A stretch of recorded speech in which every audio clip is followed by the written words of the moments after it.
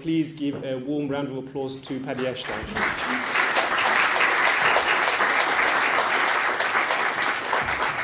Well, Dr. Abdullah, ladies and gentlemen, thank you very much indeed for inviting me here.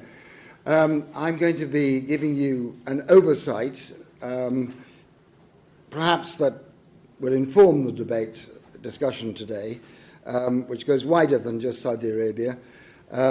I will naturally be giving you a viewpoint which is essentially a Western viewpoint. For this, please forgive me. And of course, as your introducer said earlier on, this is a contentious area, so I fear I won't be able to say things which are universally popular to everybody. But as a liberal, I've been used to that all my life. I first visited the Middle East back in 1959, when, if I recall properly, in the Gulf, the currency was the Princess Maria Theresa dollar still, how things have changed since those days. And so I want to really look at this interest that I've had in the Islamic world, which of course eventually got reflected in the work I did as High Representative in Bosnia and Herzegovina, has really been something that's been with me all my life. Forgive me if what I'm about to say is a Western perspective. I remember when I first went to the Middle East, there used to be a saying that if a dog barked in the Middle East, British intelligence was behind it. One of the problems is that we in the West still view the Middle East in those ways. In foreign affairs, having a flawed model for viewing the world is nearly always the prelude to having flawed policies which end in failure. The West, it seems to me now, cannot shake itself from the view that we still rule the world, as we have done these last 400 years, since, by the way, the end of the Ottoman Empire, the beginning of the end of the Ottoman Empire. So we think that everything that happens in the world is about us. The things that are important in the world are only important because they affect us. And anywhere there's a problem in the world, we can solve it. It's no longer like this. And I think one of the things that has to happen is the West has to wake up and understand. There were many, many casualties in the wars of Iraq, Afghanistan, Libya, Syria. But one of them was the myth of Western omnipotence and the utility of having a purely Western-centric view of all that happens in the world.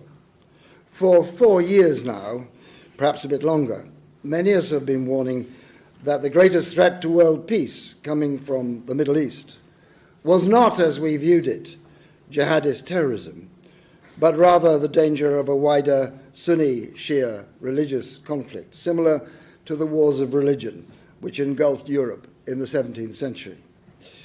And that the terrorist insurgencies in Iraq, Syria, Mali, Yemen, Lebanon, and the wider world of Islam should not, we argued, be seen as individual conflicts, but as part of and preludes to this larger confrontation between Iran and Saudi Arabia. The radicalization of the Sunni Ummah, promoted, assisted, and funded, I regret to say, by Saudi Arabian and Gulf elements, though not necessarily their governments, though it's my view that if their governments had wanted to stop that, they could have done, is not any longer targeted on us in the West, as we sometimes like to believe. Its real target is, I pose, not the great Satan in Washington, but the great heretic in Tehran. Attacks on Washington, London, Madrid are merely a proxy to help win support for that wider conflict. I know it is hurtful, strangely, paradoxically, to Western pride to think that these attacks on our cities are merely collateral damage. It is difficult to accept that we're not the main event here. We're just the hors d'oeuvre. But that is how it is. Of course, this is not to diminish the threat to us here in London or to suggest that we should not have been taking this seriously. Terrorist in the name of jihad is a real and present threat to us. Collateral casualties are no less casualties, as the innocents of Yemen, Iraq, and Syria know so miserably well. The casualties of the bomb outrages in Western cities and the dead from the indiscriminate bombing of crowded suburbs in Sana'a are victims of the same event. The struggle between Sunni and Shia, which now stands, it seems to me, right on the edge of breaking into open conflict. A word for a moment, if I may, about the role of religion in these kind of conflicts. Of course, I do not in any way doubt the sincerity of those who feel deeply, sometimes even violently, about the differences between the two great branches of Islam. I have personal experience of these kind of hates in Northern Ireland and in Bosnia. These sentiments may be odious, but amongst most ordinary people, they are, I'm sad to say, sincerely felt. My quarrel lies less with the misguided individuals who feel driven to be the actors in these tragedies than it does with those behind them who use religion to drive the conflict. The reality is that in almost all great so-called religious conflicts, and I think the one we see developing in the Middle East is no different, what lies behind the shouting of the clerics is a contest between the power of nations. It was surely obvious to any sharp-eyed observer with any knowledge of the Middle East that the moment that matters in the region ceased to be determined in the capitals of the great Western powers, a contest of who was up and who was down would be bound to ensue. And that contest was likely to be, as we now see it, between Riyadh and Tehran. And the vehicle, motivator, and driver for that contest would be religion, just as it was in Europe in the 17th century, just as it has been in so many conflicts that I have been involved in, from the Far East to Northern Ireland to Bosnia. This particular contest of power has, for those of us with eyes sharp enough to see it, been a long time coming. It has been building up strength, followers and causes through the proxy wars in Iraq and Syria, the proxy insurgencies in Mali, Libya and Yemen, and the proxy terrorist outrages of major Western capitals. Left unchecked, as it has been, there was always going to be a moment when this would turn from something behind the scenes and below the surface to something open and right in front of us. The sudden seriousness with which Washington has woken up to what has happened recently in Lebanon, having been so completely asleep to what was happening in Yemen, seems to indicate that that moment is very near. So why should this bother us in Britain? Haven't we got enough on our plate with our own war with the European Union? Is it not just another faraway country in the shameful worlds of Chamberlain, of which we need to know little? No, it is definitely not. A regional conflict between Riyadh and Tehran, should one break out, fired by religious contention, is already sowing, as we have seen, little wars around the region. If this finally breaks into something which directly engages the two contesting capitals, then I think we would see a threat to the wider peace of at least the same magnitude as the tensions surrounding North Korea, especially if, as seems certain, Israel becomes involved. Mao Zedong famously called the two great world wars of the last century the European civil wars. It is not an inaccurate or inappropriate description, for it reminds us that in our deeply interconnected world, regional conflicts can have global consequences.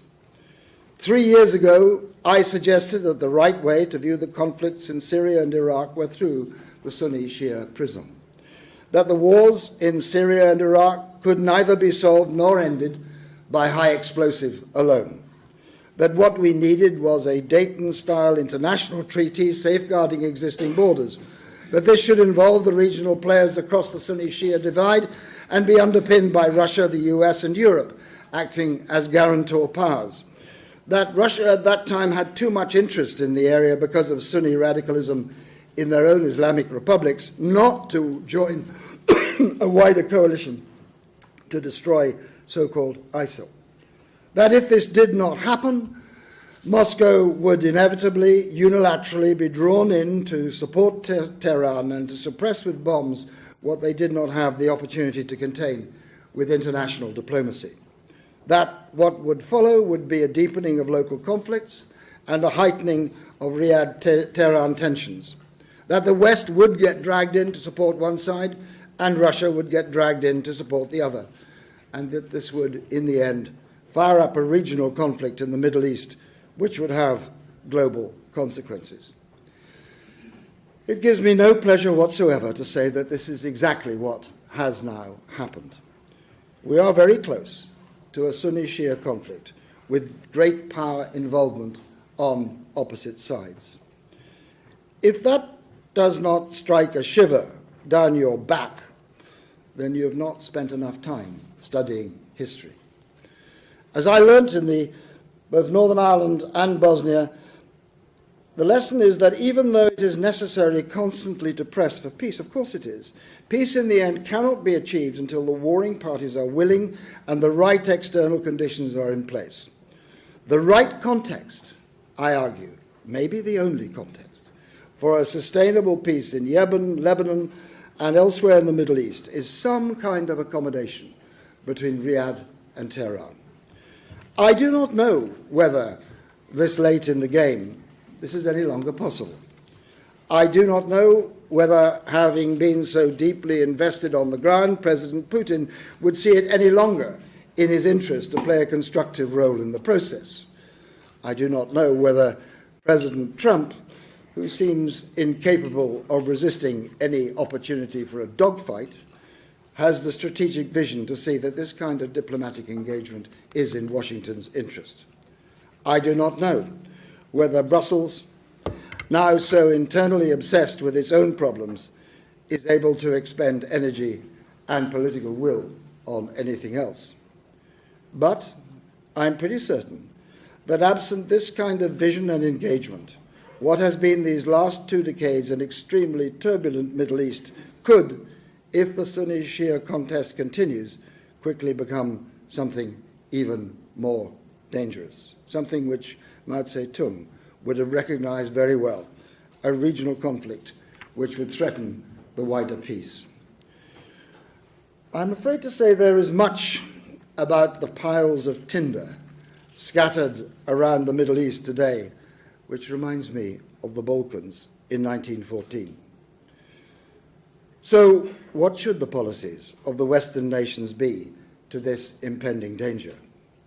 If it is the case, as I think it is, that the greatest danger to world peace coming out of the Middle East at present is not jihadist terrorism, but an open regional war between the imperial ambitions of Saudi Arabia and Iran, then the right policy for Western nations is scrupulously not to take sides.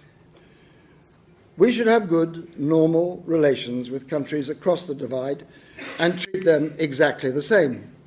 If they sponsor terrorism, we should strongly oppose their policies by all means possible, rather than, as we too frequently do, turn a blind eye to them for short-term convenience. If they engage in proxy conflicts, we should not throw fuel on the fire by supporting one side against the other, above all with weapons. If they commit war crimes, we should condemn this even-handedly. We should strive, in short, by every means possible to encourage dialogue and agreement and take care to take no steps which will deepen the divide between both sides. We should, above all, avoid any move which propels events further down the track we are already far advanced on, where the West supports one side and Russia takes up arms in support of the other. This is the outcome of greatest danger, and we are, in my view, very, very close to it. So now we come to Britain and Saudi Arabia, especially in the context of the rolling tragedy in Yemen. From a moral point of view, Britain's support of Saudi Arabia's actions in Yemen with arms is as foolish as it is reprehensible.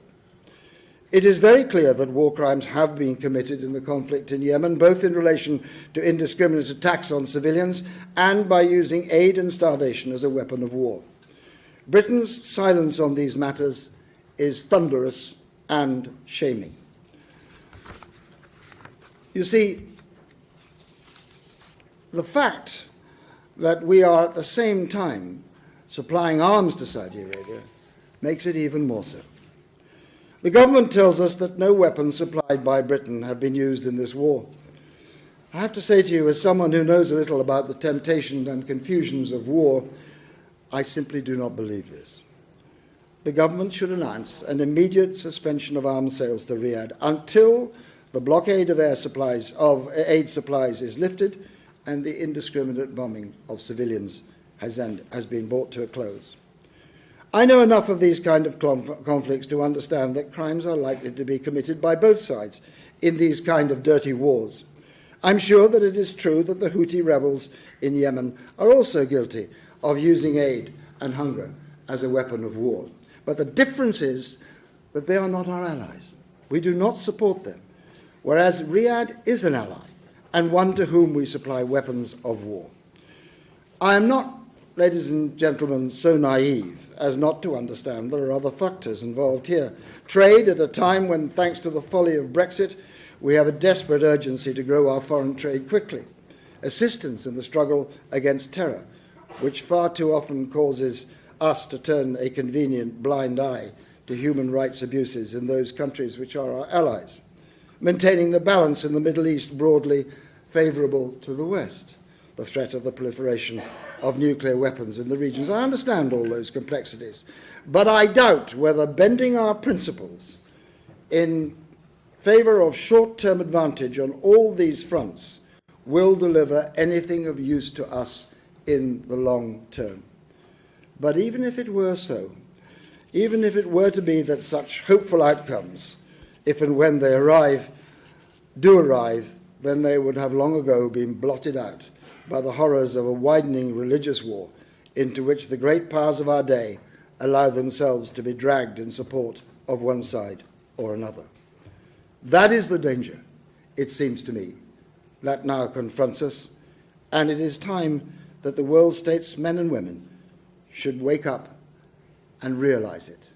If this conference of yours helps to make that case and helps to make that understood, it will have served a very important purpose. Thank you very much indeed.